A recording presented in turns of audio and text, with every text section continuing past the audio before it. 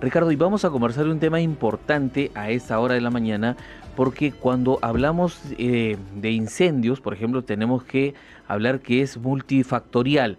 Uno de ellos es el uso de los materiales con los cuales están construidos nuestras viviendas, que en este caso podría poner en riesgo, dada la festividad de la llegada de las fiestas de fin de año. Y en ese contexto se sabe que más de 12 millones de peruanos conviven con el riesgo eléctrico. ¿De qué se trata este tema? Vamos a conversar rápidamente con el señor Orlando Ardito. Él es gerente general de la Asociación de Empresas de Productos Eléctricos Internacionales del Perú, EPI Perú, para abordar este importante tema. Don Orlando, ¿qué tal? ¿Cómo está? Muy buenos días. Bienvenido a Radio Nacional. Michael, Ricardo, muy buenos días y un gusto saludar por este medio a todas las personas que nos siguen en el canal. Así es. Yo eso no diría solo que conviven, sino que hasta incluso duermen con el riesgo eléctrico, porque mucha gente decide dejar los arbolitos encendidos o los nacimientos, las luces de los nacimientos encendidas, y esto produce un recalentamiento. Pero la cifra es alta, don Orlando, claro. 12 millones que están expuestos al peligro. ¿De qué estamos hablando? A ver, son muchos factores los que están involucrados en este contexto.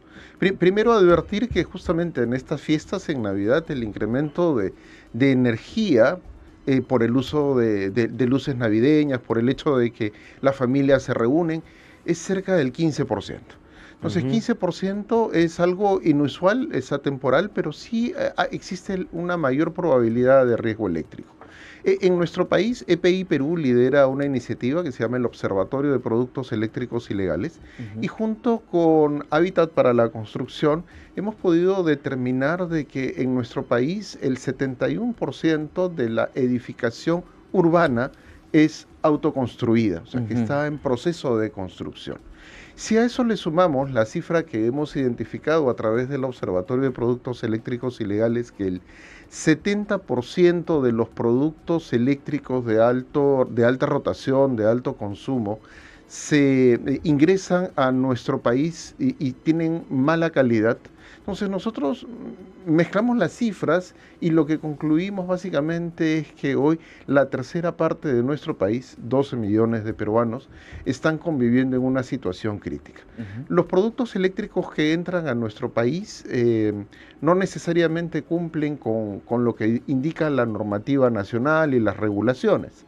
Estos productos, adicionalmente de tener mala calidad, el 30% viola la propiedad intelectual. Eso quiere decir que se vuelven un producto falsificado. Y al ser un producto falsificado engañan a la gente y adicionalmente ponen en riesgo la vida, la salud y bueno, la exposición al riesgo es alto. El Cuerpo General de Bomberos del Perú nos indica hoy que se producen cerca de 37 incendios al día y 7 de cada 10 incendios son a causa de una mala instalación eléctrica.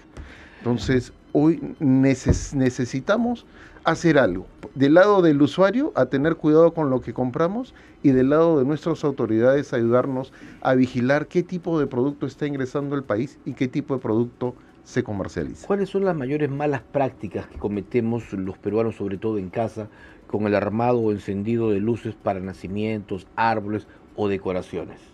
El primero y el más crítico es el tema de la sobrecarga eléctrica. Eso quiere decir que nosotros de pronto en un ambiente tenemos un solo punto de conexión y en ese punto de conexión colocamos una extensión y sobre esa extensión inclusive una mayor cantidad de aditamentos que nos va a permitir conectar una mayor cantidad de artefactos. Eso lo apreciamos sobre todo con las lucecitas navideñas. Afortunadamente en los últimos tiempos hemos cambiado de tipo de productos. Antes teníamos las lucecitas navideñas de focos incandescentes, de aquellos que calentaban cuando se encendían. Claro. Hoy las hemos cambiado por los LED y eso ha ayudado a disminuir un poco la exposición al riesgo. Pero sigue siendo crítico que nosotros sobre un mismo enchufe, sobre una misma extensión, coloquemos muchísimos aparatos eléctricos cuando nuestra instalación eléctrica no necesariamente está preparado para ello. Ahora, los enchufes, por lo general, de estas luces, ahora LEDs, tienen conexión inmediata, o sea, puedo superponer uno sobre otro. Sí, correcto. Ese es otro tipo también que genera problemas. Y hay LEDs y LEDs, porque hay unos LEDs que no los puede adquirir en tiendas y unos LEDs que los puede adquirir, digamos, lamentablemente en la calle, a precios bastante cómodos, que también producen cierto calentamiento, es decir, que no son unos LEDs que cumplen con los estándares.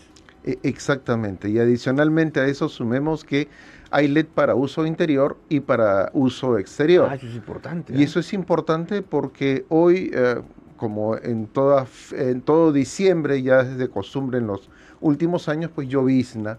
Y cuando uno tiene agua con energía que se mezclan, el riesgo incrementa, ¿no? Entonces, sí, efectivamente. ¿Cuál es la recomendación en este caso, por ejemplo? Si tengo una extensión y tengo varios equipos conectados, pues yo no debería de utilizarlos más allá de 3 o 4 horas continuas. ¿Por qué? Porque, como tú bien lo has explicado, Ricardo, existe un recalentamiento y este recalentamiento influye en el plástico que cubre al cable eléctrico.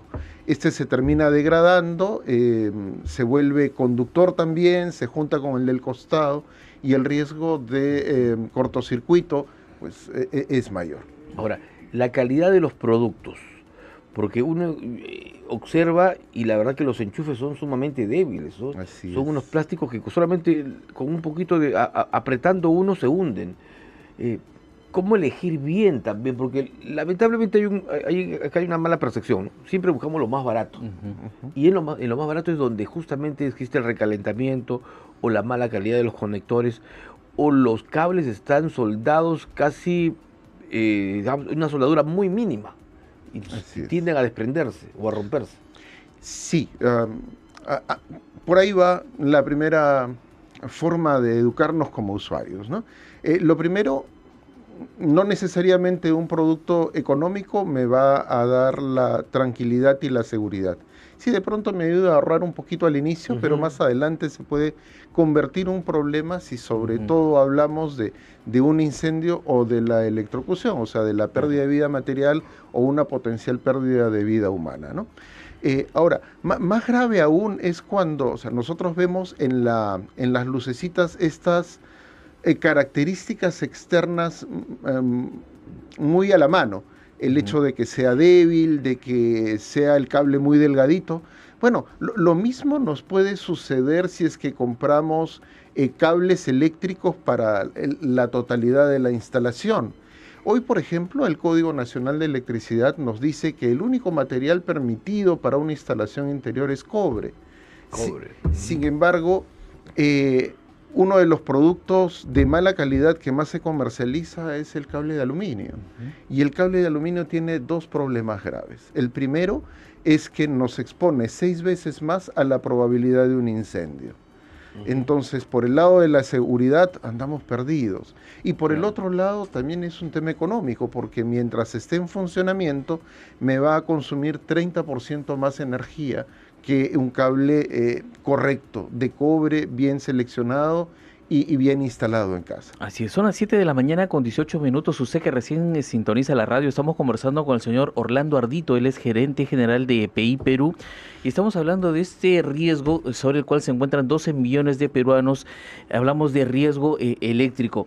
Y usted mencionaba, don Orlando, respecto a la informalidad en las cuales hoy en día el ciudadano, el peruano, ha logrado construir una vivienda utilizando materiales también precarios, y si le sumamos a esto estos dispositivos eléctricos, hablamos de enchufes, de cables, el riesgo se va incrementando cada vez más. Efectivamente, porque, a ver, el proceso constructivo en el Perú no es de un día para otro, ni siquiera un año, es un proceso, estamos hablando de la vivienda en proceso constructivo de las clases económicas más bajas en la pirámide. Pero ¿cómo podemos identificar un buen producto? Para completar la idea, el proceso constructivo demora más o menos entre 8 y 15 años. El acceso a la energía se da más o menos al 6º año. Y las personas comenzamos a comprar productos que encontramos en el camino y los comenzamos a instalar de una manera empírica, informal y desordenada. Entonces, por ahí tenemos que empezar el cambio, comenzar a buscar productos de buena calidad en lugares en donde me puedan a mí entregar un documento que me dé el soporte necesario que en caso de que ocurra alguna problemática, pues yo poder ir a reclamar. Entonces tengo un producto que me va a costar un poquito más, pero primero, me va a durar más tiempo, me va a dar tranquilidad, me va a dar garantía y me va a evitar sobreexponerme al riesgo eléctrico y que implica dos cosas, ¿no? El potencial incendio o la potencial electrocución. Sí, yo quería ir un poco más al tema en general de las conexiones eléctricas. ¿Con qué periodicidad o cada qué tiempo debemos de cambiar todo el sistema de cableado de nuestras Muy buena casas? pregunta. Y le digo esto porque o sea, pareciera que es algo fácil, pero muchos vamos cortando. Hay un problema de cable, cortas aquí, haces una conexión nueva, ¿no? Exacto. Jalas el enchufe, pero lamentablemente esto no es así. Cuando tú buscas al electricista y te cobra por enchufe. Exacto. Mire, la última vez que yo usé, hace 5 años, 25 soles creo por enchufe, ¿no? En mi casa había como 30 enchufes, o sea, y la gente dice, no, muy caro, estás loco, demasiado. Pero en realidad usted ha dicho también que tiene que ser de cobre y de buena calidad. Exactamente. A ver, buena pregunta la que me hace Ricardo. Y mira, en el Código Nacional de Electricidad, en la introducción nada más, sin entrar en la profundidad técnica de lo que ese documento contiene, nos dice que uno debería revisar sus instalaciones eléctricas domiciliarias cada 5 años. Cada 5 años. Claro, en las oficinas, en los comercios, hay una mayor necesidad, o sea, la obligación es cada 2 años. Pero para viviendas debería ser cada 5.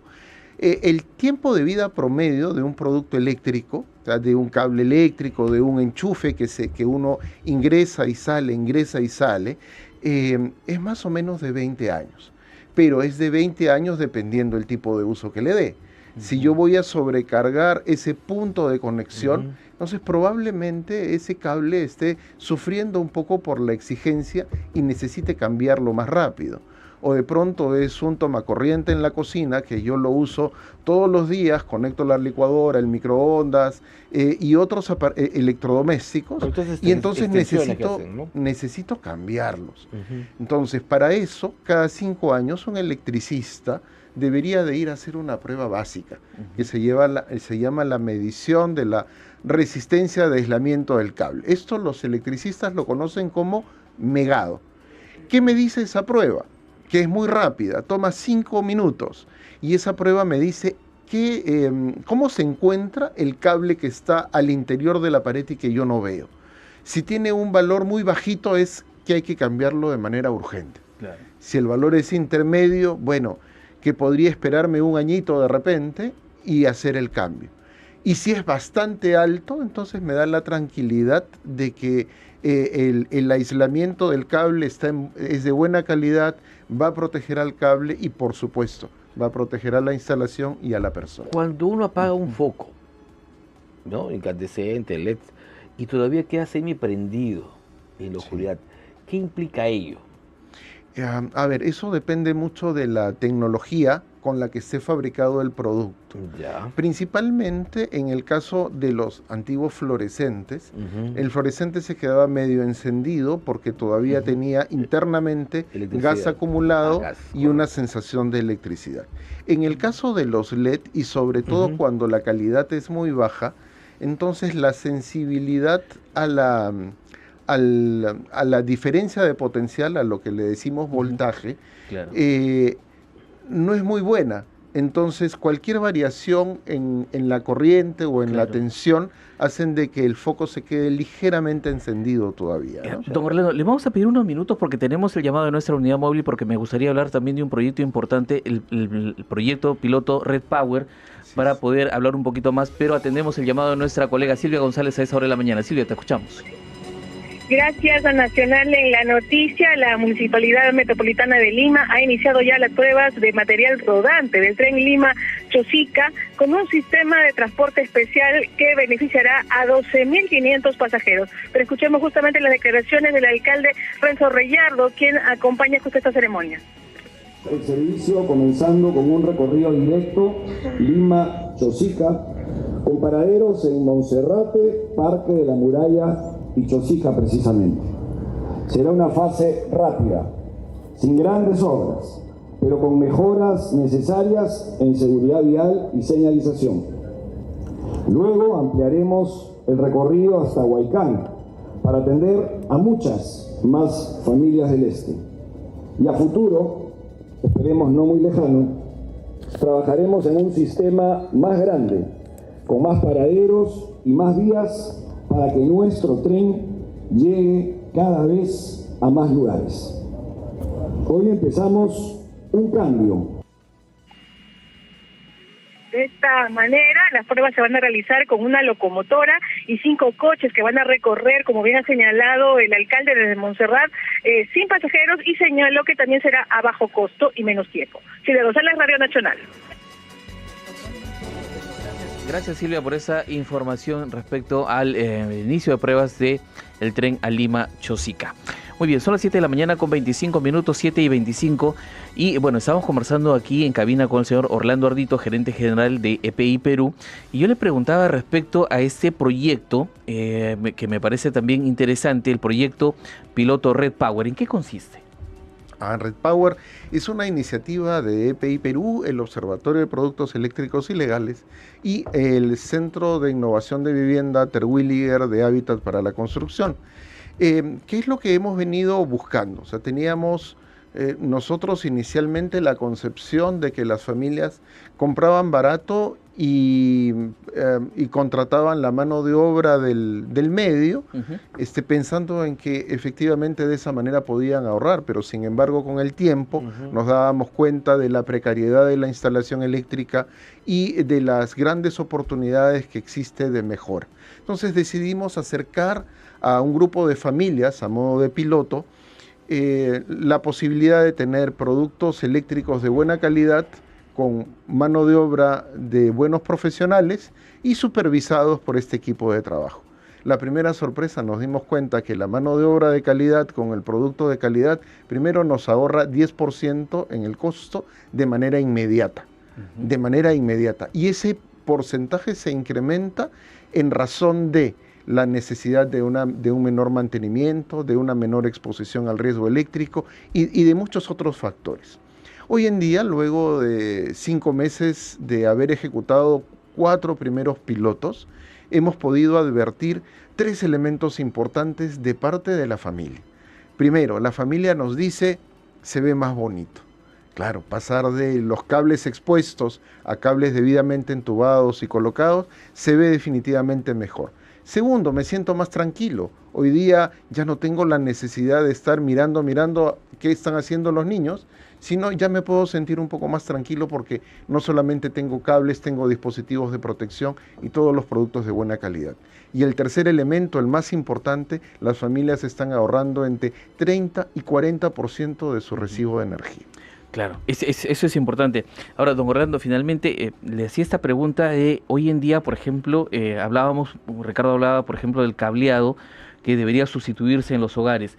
Y antes hemos visto, por ejemplo, que utilizaban un cable de número 14. Hoy en día se está recomendando un uso de un cable distinto con varios filamentos. ¿Cuál es la diferencia entre un cable u otro y qué recomendaciones le podríamos dar a los oyentes?